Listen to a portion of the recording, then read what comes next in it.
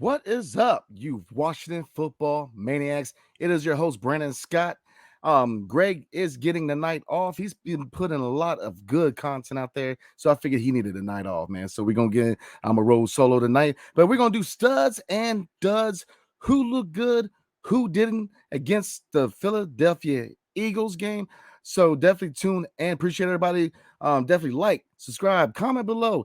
Let us know how we're doing and what you guys think about what we're talking about in this video. So definitely appreciate you guys. And we're gonna go over some trade rumors because obviously Montez Sweat or Chase Young are looking to be moved at the deadline. So before we get into the studs and duds, looking at certain reports around the NFL, the Atlanta Falcons are looking at acquiring Montez Sweat. He is actually from the ATL, the Atlanta area. So just like Taylor Heineke. So that would be a nice little reunion with Taylor Heineke. But, looking at what's going on in Washington, I'm pretty sure that none of us are surprised that right now they're looking at selling off a little bit. Obviously looking at, either Chase Young or Montez Sweat. I think that, I mentioned to, me and Greg said in previous videos that I think that Chase Young is definitely the guy who's going to stay because of his injury history. His organization has more leeway to sign him to a lesser deal as opposed to Montez Sweat, who is going to demand top dollar, especially if you look at the market for defensive ends is him, Bosa. So he's definitely going to get his money. So, but Chase Young, the organization has all the leverage. So Montez Sweat to Atlanta is a rumor right now. So definitely we are going to keep you guys in tune, let you know what's going on with the trade market and any potential moves. We will be putting content out, letting you guys know. So moving on. As you know, and as Greg covered in the last video doing the recap, the Philadelphia Eagles defeating the Washington Commanders 38-31. I was actually there. I was none too pleased. At one point, I was talking mad stuff to the Eagles fans, but man, this is it was a hard to watch, man. A hard game to watch. So let's get into the studs. Okay, who looked good? Now, starting off, Sam Howell looked very, very good. Looking at his statistics real quick, Sam Howell, 39 for 52, 397 yards, 4 touchdowns, and 1 pick. Sam Howell looked good. I know there's a lot of people, either it was on X, aka Twitter, certain circles in the sports world, sports media world, who they're skeptical of Sam Howell, whether he could be the guy going forward as the franchise quarterback. I'm not skeptical at all. Excuse me. I think he's the guy. I think that he has the intangibles. He's got the dog in him to be that starting franchise quarterback for this team. It's just we know what we need to do to help him. Obviously he has weapons on the offensive side of the ball, but the O-line is a situation in an area that's going to have to desperately be looked at next year in the draft, free agency, or via trade. We've got to solidify this O-line, but I think in the long run, if we get an O-line, somehow is the man. But one thing to kind of mention with the the fact that he's threw the ball 52 times tells you that we've got to run the ball more. And I'm gonna get into duds and a lot of the deficiencies I saw as far as coaching. Lord have mercy. But obviously we needed to run the ball more. But look, Sam Howell was he was efficient. 39-52, 397. He continues to put up good passing numbers, man. So very impressed with Sam Howell. Shout out to the O-line. As bad as they looked this year, the O-line looked decent. The O-line looked solid. They gave him the time to throw. Overall, they did. Now, there was times where they did get pressure, but overall, much improved. They looked a lot better against the Eagles because I expected the Eagles to do a lot more blitzing, to be more a pest, and they held firm for them. So it was not on the O-line. The O-line is definitely my second stud against the Philadelphia Eagles. And finally, Jahan Dotson, step on up. Jahan Dotson led all Commanders receivers.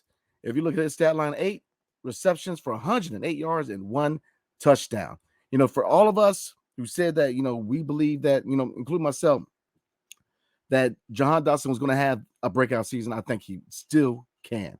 He's definitely that guy, and people are saying that Chris Olave trade, it's kind of half and half right now. 50, some people still think that is still, still a solid trade. And it's people to think that, hey, maybe we should have went ahead and got Olave. But, Jahan Dotson responded, especially against a really good Eagles secondary, 8 receptions for 108 yards and a touchdown. So definitely he is my third stud. I thought that Jahan Dotson definitely responded and looked really, really good in this game. So moving on to the duds, because for the studs, you got to have the duds, right? So looking at the duds, man, I'm going to start off with the coaches. No. Let's. I'm gonna give you my little rant real quick at the end. Let's leave the coaches for the end, right? Let's start with Manuel Forbes.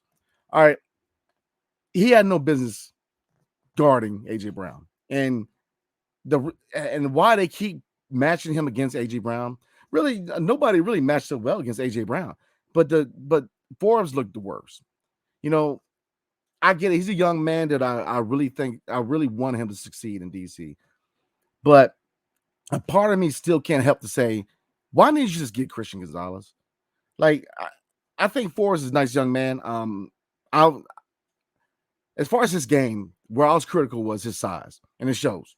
His size is an issue. Christian Gonzalez was right there for the taking, and Ron Rivera does his "I know more than you do" move. Well, apparently not, because AJ Brown killed the secondary. AJ Brown led, and we really contained Devontae Smith and Julio for the most part, but then they started heating up. The catch by Devontae Smith is very controversial, and it really makes you wonder, why didn't Ron throw the challenge, man? Like, what are we doing? What are we doing? So it's, but anyways, Forbes, man, I want to see more. I guess that's the most positive way to say it. I want to see more. I want to see more, because right now that whole not picking Christian Gonzalez move is really questionable at this point. As far as your first round pick is totally overmatched at the NFL level. All right, moving on to the next dude, Terry McLaurin, and I am a Scary Terry fan, but those two drops, man, I get it. You're gonna have your bad games, but this is what separates your average receiver from your all pro, is you got to come up big. You got to come up big in these games, man. Both Eagles games were winnable games, in my opinion. That we played them tough, but it was one or two mistakes. And really, look, when against these top tier teams, it is one or two mistakes, and that's it. You've got to play mistake-free football to beat the Eagles of this world. You got to. And the fact is, because that's what makes a contender, is that you capitalize on mistakes, man. And the Eagles did. I think I definitely believe this was a winnable game, a very winnable game. And like I said, Scary Terry, a couple drops, but I think he's going to respond. He's definitely a top 10 receiver in my opinion. I definitely think he's going to bounce back. So I'm not too concerned. So looking at the last dud, and I'm just going to warn you, I'm going to get into a rant. The coaching staff. I already told you about Ron. It's very slow to throw the challenge flag out. He's just, if you're going to go for it on fourth, run the ball. Run the ball. Why would you go for it on fourth down, on a fourth and daggone one, and throw the ball? What are we doing? What are we doing? It's just, I don't understand. Like, I don't get it, man. Ron Rivera, look, I know, and I understand that Greg covered it. I actually apologize for not making the video, man. But I gotta give you he's gotta go, man. He's gotta go. I've seen enough. He's gotta go. Defense, Jack Del Rio, again, 30 plus points. How many? This defense is very overrated, in my opinion. Very overrated. All aspects of it is overrated. This D line, which is actually another one of my duds. This D line that everybody's claims is going to set records and set the league on fire. Underwhelming again. So it's no, obviously you got to move on from Sweat or Young, and it's pretty much going to be Sweat at this point, but underwhelming, overrated. This linebacker core, questionable. The secondary, very questionable.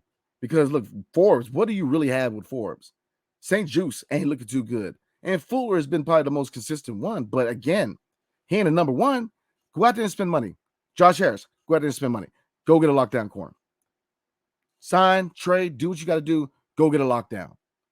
Then see what you got in Forbes next year. And then if not, go get another corner.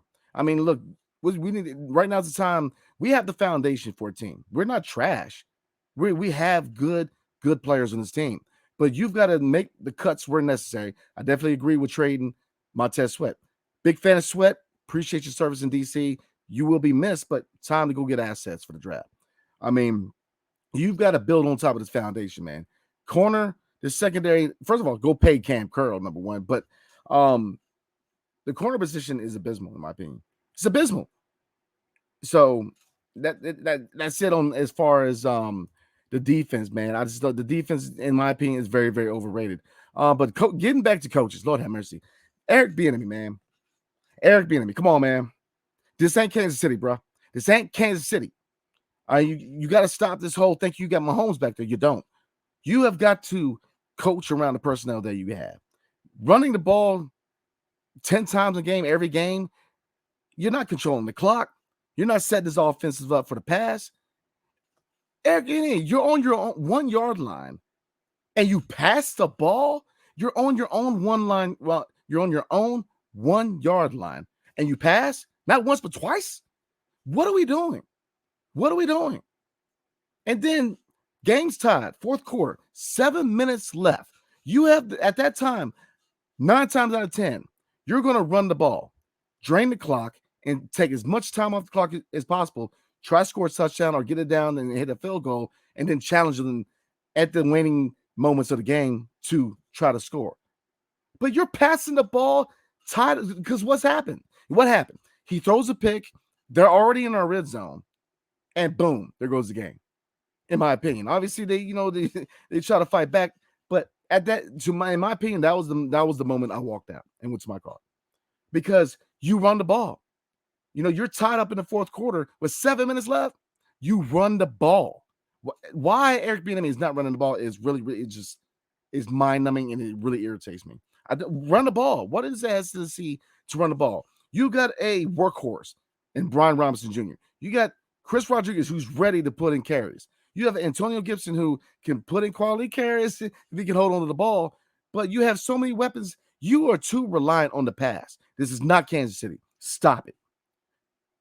So that's my rant, man. It was a really hard loss because I felt like we had a chance to win. And I think, I'm going to piggyback on a comment that I saw online, man, that if we had a different coaching staff, maybe we go 2-0 against the Eagles this year. It's bad coaching. The coaching is abysmal. All the coaching. Now, Eric Bieniemy just got hired. I get it. Head coaching candidate. Maybe Ron Rivera gets fired and they see what they have in Eric Bieniemy. But in my humble opinion, go out there and get a coach, a legit coach with Super Bowl, if not playoff experience, and let's build this team. Because we have places and we have pieces in place to make this a contender. But the coaching is what is holding us back, in my opinion. So thank you for listening to my rant. I'm gonna leave off there. Those are my studs and duds for the Philadelphia Eagles versus Washington Commanders game. Like I said, this is my third year as a season ticket holder, so I go to every game. This is actually gonna be my last year, but it was a hard one to go to, man, because I felt like at a time, we definitely had a chance, man, to win this game. And it's just it frustrates you because the coaching held us back. Passing the ball too much, I'm just going to end there. So again, appreciate everybody, man. Definitely appreciate everybody. Like, subscribe, comment below. Let me know what you think. What do you guys think? All right. Wherever you get your podcast, 5-star review is much appreciated. So again, we appreciate you guys, man. This channel is definitely growing. We're going to continue to put out dope, great content. We are going to do a preview for the next game on the bracket, which is Sunday, 1:00 at the New England Patriots. So definitely, but we are going to do a proper preview. But again, appreciate you guys, man. So I hope everybody have a blessed night and see you next time. And peace.